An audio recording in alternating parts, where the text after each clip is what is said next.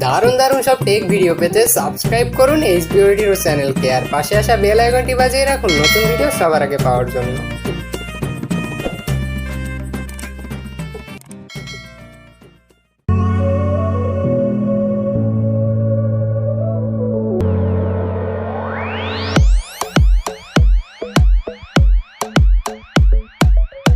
নমস্কার বন্ধুরা, সকলেই কেমন আছেন? আশা করি আপনারা সকলে অনেক ভালো আছেন এবং সুস্থ আছেন। তো বন্ধুরা, আজকে আমরা আবারও আরেকটি নতুন ফোন নিয়ে আলোচনা করতে হাজির হলাম আপনাদের সামনে। তো আজকে থাম্বনেল দেখে হয়তো অনেকেই বুঝতে পেরে গিয়েছেন যে কোন ফোনটি নিয়ে আমরা কথা বলবো। হ্যাঁ বন্ধুরা, আজকের এই ভিডিওটিতে আমরা যে ফোনটি নিয়ে কথা বলবো সেটি হচ্ছে Realme Narzo 20 Pro। গত ভিডিওতে আমি Realme Narzo 20A ফোনটির ভালো মন্দ দিক এবং ফোনটি কেনা উচিত হবে কিনা তা তুলে ধরেছিলাম। তো তারই ধারাবাহিকতায় আজকে আমরা এই ফোনটির ভালো মন্দ এবং এই ফোনটি আপনার কোন ইউজের জন্য ভালো হবে আর এই প্রাইস বিবেচনা করলে যদি কেনা ভালো হয়ে থাকে তাহলে আমি অবশ্যই এই ফোনটি রিকমেন্ড করব। তাই বন্ধুরা, আপনারা একটু ধৈর্য সহকারে ভিডিওটি কন্টিনিউ করতে থাকুন। তাহলে চলুন আর বেশি কথা না বাড়িয়ে শুরু করা যাক আজকের এই নতুন ভিডিওটি। So let's start.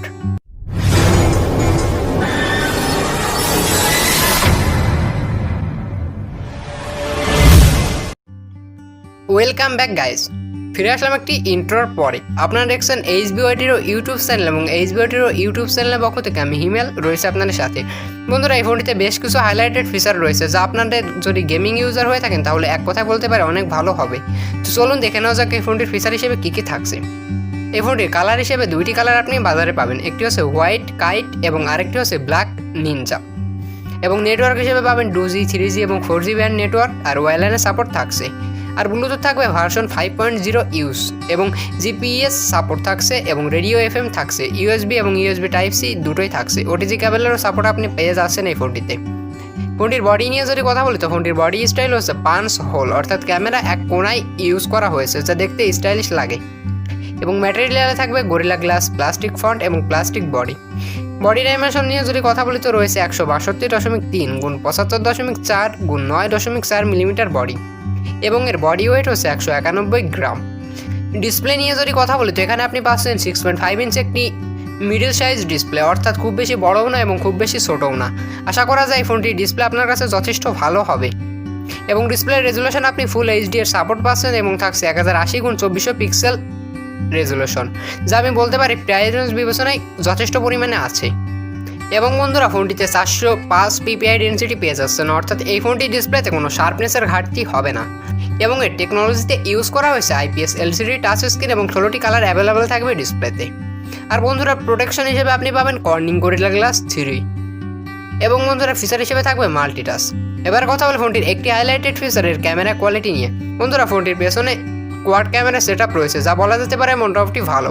এবং এই ফোনটির এই কোয়াড ক্যামেরা সেটআপের যে প্রাইমারি সেন্সরটি থাকবে সেটি থাকবে 48 মেগাপিক্সেল এবং এর সাথে থাকছে 8 মেগাপিক্সেলের একটি ক্যামেরা আর থাকছে 2 মেগাপিক্সেল একটি ম্যাক্রো সেন্সর ও 2 মেগাপিক্সেল একটি ডেপথ সেন্সর। এবং ফিচার হিসেবে PDF, LED ফ্ল্যাশ এবং আলট্রা ওয়াইড মোড সহ ম্যাক্রো ডেপথ দুটি ফিচারই পেয়ে যাচ্ছেন। আর ভিডিও রেকর্ডিংয়ে আপনি এখানে 4K ভিডিও রেকর্ডিংয়ের সুযোগ পেয়ে যাচ্ছেন, যা একটি অসাধারণ ফিচার হবে প্রাইস রেঞ্জ বিবেচনা করলে।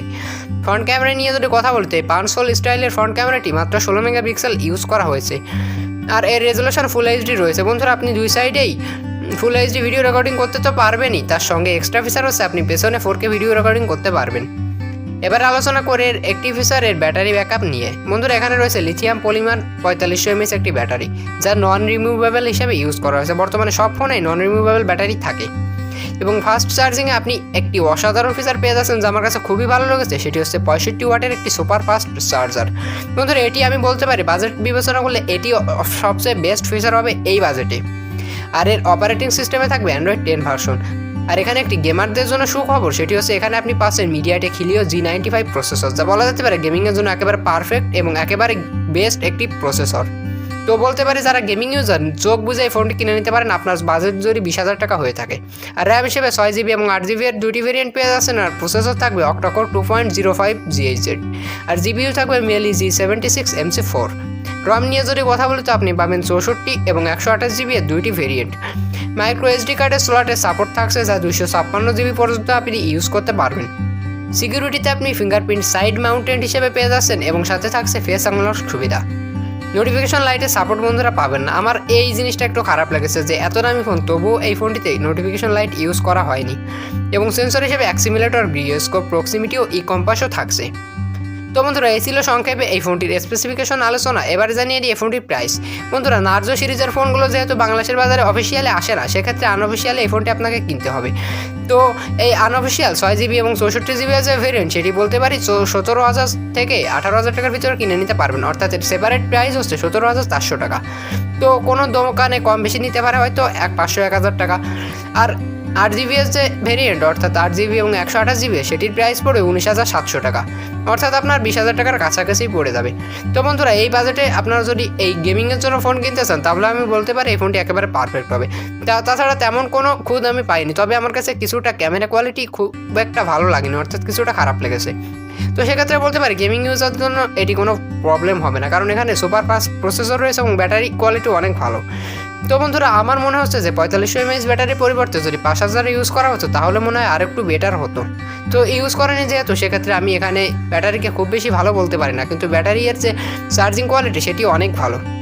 তো বন্ধুরা যারা গেমিংয়ের জন্য স্পেশালি কিনতে চান তারা এই ফোনটি কিনবেন।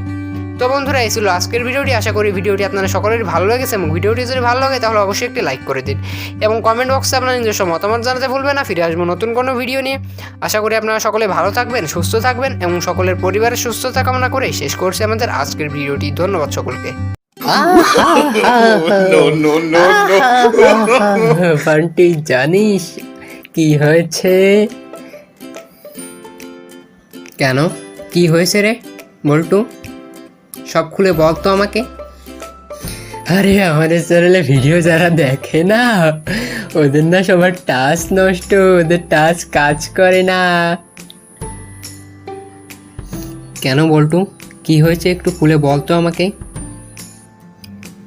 আরে আমাদের ভিডিওর নিচে ওই যে একটা লাল বাটন আছে না, ওটাতে চাপ দিলে লালই থেকে যায়, ওরা সাদা বানাতে পারে না, ওদের টাচ মনে হয় নষ্ট। আরে এসব কি বলছিস তুই? তোর মাথা ঠিক আছে তো? ওদের সবার টাচই ঠিক আছে বুঝছিস? ওরা দেখবি এখন থেকে লাল বাটনটিতে চাপ দিলে সাদা হয়ে যাবে। তো গাইজ বুঝতে পারছেন তো কি বললাম আমি? আপনারা সাবস্ক্রাইবের বাটনটিতে চাপ দিয়ে পাশের বেল আইকনটিও বাজিয়ে রাখবেন, তাহলে আপনি ভিডিওর নোটিফিকেশন সবার আগে পেয়ে যাবেন। বুঝতে পারলেন?